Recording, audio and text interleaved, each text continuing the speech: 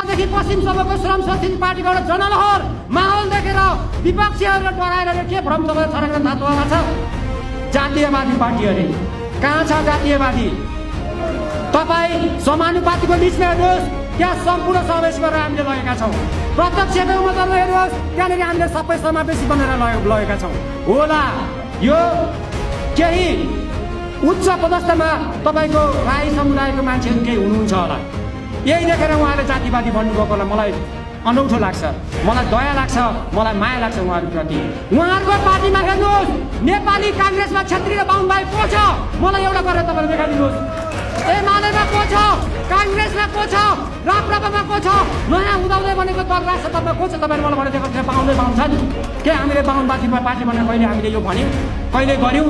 हामी जनतालाई झुटो आश्वासन दिएको, हामी जनतासँग काम गरेर, जनतासँग हातेमालो गरेर, जनतासँग रोडमा काम गरेर, भिजेर खोला नालामा परिश्रम गरेर हामी यो देशको विकास गर्छौँ, यो देशमा निर्माण गर्छौँ, आविष्कार गर्छौँ, अनि तपाईँ आत्मनिर्भर बनाएर यो देशमा भ्रष्टाचारको जालो भत्काउँछौँ भनेर हामी अगाडि बढेको पार्टी हो नि।